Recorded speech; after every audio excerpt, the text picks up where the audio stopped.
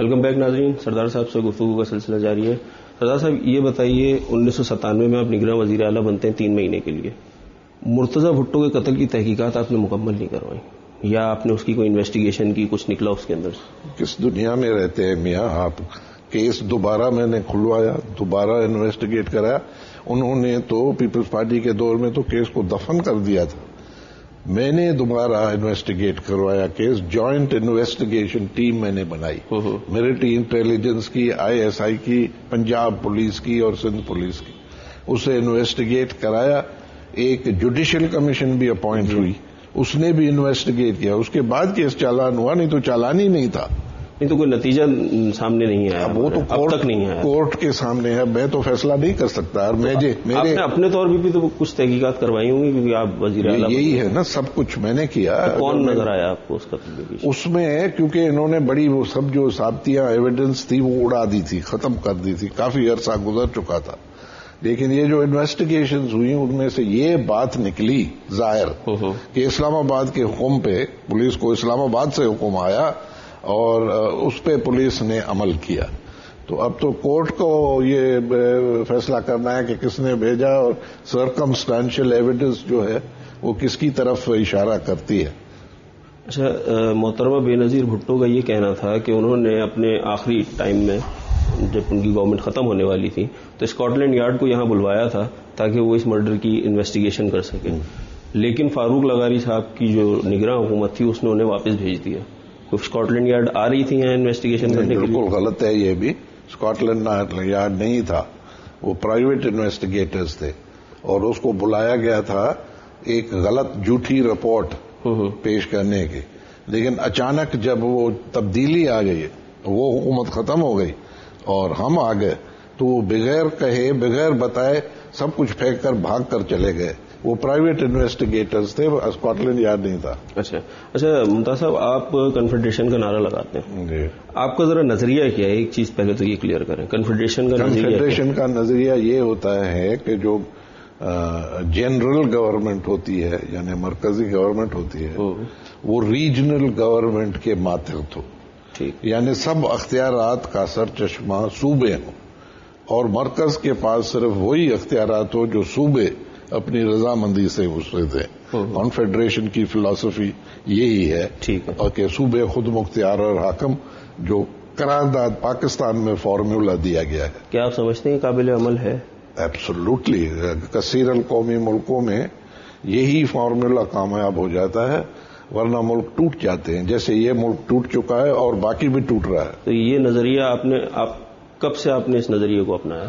جب وہ 73 کی کانسٹیٹیوشن فیل گئی اور ضیاء کا دور آیا, کیونکہ ہمیں بڑی امیدیں وابستہ تھی سب کی. اس میں بلوچ لیڈر بھی تھے, پشتون بھی تھے, کہ یہ پہلی مرتبہ صحیح اسمبلی میں صحیح کانسٹیٹیوشن بنی ہے جس میں پروٹیکشن ہے. آرٹیکل 6 یعنی آئین کی خلاف ورزی کی غداری ہوگی اور اس کی سزا موت. لیکن وہ بھی آئین کو نہ بچا سکی, اپنے بانی کو نہ بچا سکی, جمہوریت کو نہ بچا سکی. اور ایک عامر اور جابر آیا, اس نے کہا کانسٹیٹیوشن کیا چیز ہوتی ہے, میں اس کو پھاڑ کر پھینک رہا ہوں اور پھاڑ کر پھینک دیا. اس کے بعد پھر میں اس نتیجے یہ پہنچا کہ اب یہ کافی نہیں ہے, اب اس سے آگے بڑھنا ہے. تو سردار صاحب یہ بتائیے کہ یہ آئین کی ناکامی ہوئی یا لوگوں کی ناکامی ہوئی؟ آئین کی ناکامی. پہلے تو اس آئین نے اختیارات دیے اس کو, اور وہ جو آرٹیکل 6 تھا وہ عمل میں نہیں آیا. تو اب ایک دیوار جو سیلاب کو روکنے میں ٹوٹ گئی, کامیاب نہیں گئی, تو دوسری بڑی اس سے بھی مضبوط دیوار بنانے کی ضرورت تھی, اور وہ دیوار کنفیڈریشن. 73 کے آئین کے آپ مخالف ہیں, کنفیڈریشن کے آپ حمایت کرتے ہیں. آپ اسی آئین کے تحت ہونے والے انتخاب میں بھی حصہ لیتے ہیں, اسی آئین کے تحت آپ نگراں وزیر اعلیٰ بھی بنتے ہیں. تو یہ تضاد یہ تو جاہل یہ سوال کرتے ہیں. میں پوچھتا ہوں کہ نہرو اور قائد اعظم اور وغیرہ کوئٹ انڈیا موومنٹ بھی چلا رہے تھے انگریزوں کو لکارنے, پھر ان کے دور میں الیکشنیں کیوں لڑی انہوں نے, اسمبلیوں کے ممبر کیوں بنے, پرائم منسٹر اور لیاقت علی خان فائنانس منسٹر کیوں بنا. جو بھی ملک میں ماحول ہو تبدیلی اس میں بیٹھ کر لائی جاتی ہے, کسی آسمان پہ چڑھ کر نہیں بیٹھ جاتا ہے کوئی. آپ پہ الزام ایک یہ بھی لگایا جاتا ہے کہ آپ بھٹو کے نام پر سیاست کرنے کی کوشش کرتے ہیں.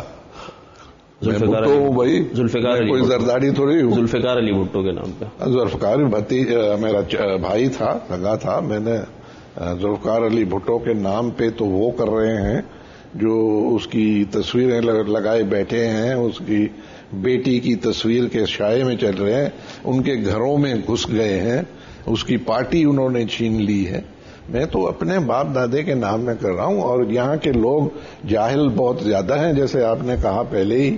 ان کو پتا نہیں ہے کہ ذوالفقار بھٹو جب بچہ تھا 10-12 سال کا, تب میرا والد دہلی میں جو لیجسلیٹو اسمبلی ہے اس کا ممبر تھا, سینٹرل اسمبلی 1927 میں, پھر 35 میں. اور وہ پوری سندھ سے پوری سندھ ایک کانسٹیٹیوئنسی تھی جس میں سے 2 ممبر الیکٹ ہو کے جاتے تھے, جو نمبر 1 ووٹ لیتا تھا اور جو نمبر 2. نمبر 1 ووٹ میرے والد صاحب لیتے تھے سندھ سے, اور نمبر 2 سر عبداللہ ہارون, یہ 2 جاتے تھے. تو میں بھٹو صاحب کے میرے اوپر بہت زیادہ احسان ہے. میں ان کو اپنی باپ کی طرح سمجھتا ہوں.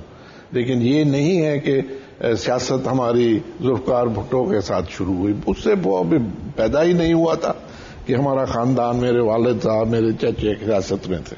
اچھا سردار صاحب, بات کئی دفعہ ہوتی ہے بھٹو خاندان کی قربانیوں کی, بلا شبہ بہت قربانیاں دی ہیں, لیکن سوال یہ اٹھایا جاتا ہے, اخبارات میں بھی کچھ لوگ سوال یہ اٹھاتے ہیں کہ قربانی بھٹو خاندان نے دی ہے یا ذوالفقار علی بھٹو کے خاندان نے دی ہے؟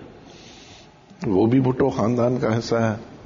دوسروں نے جیل کاٹے ہیں, جابروں اور آمروں سے مقابلہ کیا ہے, ان کی زمینوں پر قبضے ہوئے ہیں, ان کے کاروبار بگاڑے گئے ہیں, ان کے رشتہ داروں, لوگوں, ملازموں کو جیلوں میں ڈالا گیا ہے سینکڑوں کی تعداد میں. تو پھانسی تو اور کسی کی نہیں آئی, لیکن یہ نہیں ہے کہ پھانسی کے سوا اور کوئی مشکلات پیدا نہیں ہو سکتی. جب ذوالفقار علی بھٹو نے خود کہا تھا, وہ جب صدر بنے اور پہلی تقریر کی, تو اس نے کہا تھا کہ میرا کوئی رشتہ دار نہیں ہے, میری کوئی فیملی نہیں ہے, صرف ایک ہے جس نے بڑی قربانیاں دی, بڑی جدوجہد کی ہے, عامر کے ساتھ جنگ لڑی ہے میرے ساتھ مل کر, اور وہ بہت ٹیلنٹڈ ہے. میں ٹیلنٹڈ اس میں سے بنا. تو اس کا اعتراف تو بھٹو صاحب نے بھی کیا تھا کہ ہم نے بھی قربانیاں دی. اور اس کے بعد پھر 4.5 سال میں نے جیل کاٹے ہیں, اور 1.5 سال جلا وطنی میں رہا ہوں. تو پھانسی کے تو بہت بڑی قربانی ہے, لیکن اس کے علاوہ بھی قربانیاں ہو سکتی ہیں. اچھا سردار صاحب, آپ جلا وطن رہے, ابھی آپ نے ذکر کیا, تو کس طرح آپ یہاں سے نکلے جبکہ آپ جیل میں تھے؟ میں جیل میں بیمار تھا, جیل میں بیمار ہو گیا, پھر مجھے اسپتال بھیجا, 6 مہینے میں اسپتال میں پڑا رہا. پھر ڈاکٹروں نے یہ سرٹیفکیٹ دیا کہ اس کا اور مجھے نروس یہ نیورولوجیکل پرابلم ہو گیا تھا, تو انہوں نے پھر سرٹیفکیٹ دیا کہ اس کا علاج یہاں نہیں ہو سکتا, یہ اس کی صورت بگڑتی جا رہی ہے, اس کو باہر جانا پڑے گا. تو پھر جیل سے ادھر انہوں نے اٹھا کر مجھے جہاز پہ بٹھا دیا اور کہا کہ واپس مت آنا, ورنہ یہ جو تمہارے اوپر ملٹری کورٹس میں کیسز چل رہے ہیں ہم یہ دوبارہ کھولیں گے. تو ڈاکٹروں کی سرٹیفکیٹ کے بنا پر کہ یہ بھی ایک اور بھٹو مرے گا, تو انہوں نے مجھے واپس بھیجا. سردار صاحب, یہی سوال میں آپ سے کرنا چاہ رہا تھا, کیونکہ جب بھٹو صاحب کو پھانسی ہوئی ہے اس کے بعد سندھ میں کافی حالات خراب ہو گئے تھے, اور آپ اس کے خلاف احتجاج بھی کر رہے تھے, تو کہیں ایسا تو نہیں ہے ضیاء نے آپ سے ڈر کے کہ کہیں آپ گلے نہ پڑ جائیں ان کے؟ جی گلے تو میں اس کو جیل میں ہی پڑ گیا تھا, کیونکہ اندر جیل میں خاموش نہیں بیٹھا تھا, ادھر میں لکھ رہا تھا, بیان اپنے ٹیپ پہ ریکارڈ کر کے بھیج رہا تھا, جیل کے اندر میں جلسے کر رہا تھا, ادھر جلوس نکال رہا تھا جیل کے اندر. تو انہوں نے مجھے اٹھا کر پھر یہاں سے لانڈی جیل پھینک دیا, جہاں صرف بچے ہیں, تھوڑے بچے چھوٹے ہوتے ہیں اور نہیں ہوتا, تو آئسولیٹ کرنے کی. اور لندن بھی میں جانتا ہوں کہ اس کی وجہ سے میری ہیلتھ کا ان کو کوئی فکر نہیں تھا, جان چھڑانی تھی کہ اس سے جان چھڑائی جائے, تو یہ تھا حقیقت. اچھا, 1999 میں آپ نے ایک انٹرویو دیا, اس کے اندر آپ نے کہا کہ غنوہ بھٹو کا کوئی سیاسی مستقبل نہیں ہے. میں نے کب کہا؟ یہ 5 دسمبر 1999 روزنامہ جنگ میں شائع ہوا. جھوٹ ہے, یہ جھوٹ ہے, بالکل جھوٹ. آپ نے ایسی کوئی بات نہیں؟ کوئی بات. ٹھیک ہے. اچھا, یہ بتائیے کہ صنم بھٹو ابھی آئی ہوئی تھی, آپ کے اوپر کافی انہوں نے پریس کانفرنس کی اور آپ کے اوپر یہ کہا کہ آپ محترمہ کی زندگی میں ان کے خلاف تھے, تو کس حیثیت سے آپ FIR درج کرانا چاہتے ہیں؟ تو سنم بھٹو صاحبہ سے آپ کے اختلافات کیوں ہیں؟ یہ صرف اس لیے وہ اس سے کہلوا رہے ہیں. وہ تو ہماری بچی ہے, میں لندن جاتا ہوں تو میرے ساتھ کھاتی پیتی ہے, ملتی جلتی ہے, کٹھے ہوتے ہیں ہم. انہوں نے بلا کر پکڑ کر ایک منسٹر اس کے کندھے پہ سوار کیا, دوسرا اس کے ساتھ, پوری حکومت کی مشینری, انفارمیشن ڈپارٹمنٹ یہاں سے یہ ویگنز بھر کے صحافیوں کے, اور وہ لے گئی اسے بیان ریکارڈ کرنے کے. وہ تو وہاں اپنی ماں کی طرح زرداریوں کے پاس یرغمال ہے, وہ تو قیدی بنی ہوئی ہے. وہ کبھی بھی اپنی رضا خوشی سے یہ نہیں کر سکتی. وہ بہت عزت اور احترام کرتی ہے اور ہم بہت اس سے پیار کرتے ہیں. سردار صاحب, آپ یہ الزام لگاتے ہیں کہ صدر زرداری بھٹو خاندان میں تفریق کا سبب بن رہا ہے, اس کے پیچھے کیا آپ کی لاجک ہے؟ یہ ہے کہ یہ بھٹو خاندان میں گھسنا چاہتا ہے, کیونکہ ان کا کوئی بیک گراؤنڈ نہیں ہے زرداریوں کا. ان کو تو کوئی جانتا بھی نہیں تھا شادی سے پہلے کہ آصف زرداری جیسی بھی کوئی چیز ہے اس دھرتی پہ. تو انہوں نے بالکل بھٹو کا علاقہ, بھٹو کے گھر, بھٹو کی کانسٹیٹیوئنسیز, بھٹو کی سیاست اور بھٹو کا نام استعمال کیا ہے جو اس کو حق ہی نہیں ہے. خصوصاً اس پر اعتراض ہے کہ اس کا ماضی جو ہے وہ داغدار ہے. اس پہ 13 رشوت خوری کے کیسز چل رہے تھے, 4 مرڈر کے کیسز چل رہے تھے, NRO کے ذریعے انہوں نے جان چھڑائی ہے. بھٹو کا نام جو ہے وہ پاک ہے, بے داغ ہے. ایسے آدمی کو اندر لا کر ہم اپنے خاندان کی تاریخ کو بدنام نہیں کرنا. سردار صاحب, مانے یا نہ مانے, لیکن محترمہ کے شوہر تو وہ تھے نا. ہاں, شوہر تو اس حساب سے کچھ نہ کچھ ان کا لنک تو بنتا ہے. بھٹو لنک بالکل ہے, لیکن بیوی کے نام میں تو شوہر نہیں چلتا. نہیں, وہ نہیں چلتا, لیکن کچھ نہ کچھ تو حصہ وہ ہے. لنک تو ہے, لیکن تو گھر بیٹھے ہم نے بیٹیاں بہنیں دی ہوئی ہے دوسرے خاندانوں میں. ہمارا بہت بڑا خاندان, ان میں سے تو کوئی نہیں گھسایا ہمارے گھر کے ہم بھی بھٹو بن گئے. دنیا میں کہاں ہوتا ہے؟ آپ کے رشتہ دار ہوں گے, آپ کے یہ ٹیکنیشینز ہیں ان کے رشتہ دار ہوں گے, کوئی بیوی کے نام میں چلتا ہے, ہر ایک اپنے باپ کے نام میں چلتا ہے. اچھا, یہ بتائیے, آپ نے سندھ بلوچ پختون نیشنل فرنٹ کا اعلان کیا, آپ نے اس کے لیے کام شروع کیا عبدالحفیظ پیرزادہ صاحب کے ساتھ. پھر اس کے بعد یہ مختصر ہوتے ہوتے سندھ نیشنل فرنٹ رہ گیا, اس کی کیا وجہ تھی؟ وہ پھر اس میں اطاولہ مینگل بھی تھا, محمود خان اچکزئی بھی تھا, دوسرے فرنٹیئر کے بلوچستان کے اور سندھ کے لیڈرز تھے. انہوں نے یہ فیصلہ کیا کہ اس کی جو شاخیں ہیں تینوں صوبوں میں ان کو الگ الگ پارٹیاں بنایا جائے اور پھر ان پارٹیوں کا اتحاد کیا جائے. تو یہ ہوا, سندھی بلوچ پشتون فرنٹ ختم ہوا, ان کی شاخیں تھی, پارٹیاں بن گئی. جیسے سندھ میں سندھ نیشنل فرنٹ ہے, اور بعد میں پھر جب پونم بنا تو وہ سب پھر واپس آ گئی پونم میں. تو پونم حقیقت میں پونم کا پروگرام بھی وہی تھا جو اس وقت آپ نے سندھی بلوچ پشتون فرنٹ کا تھا, اور وہی پارٹیاں اس میں آ گئی اور پونم چلتا رہا, لیکن وہ کچھ آگے نہیں بڑھ سکا.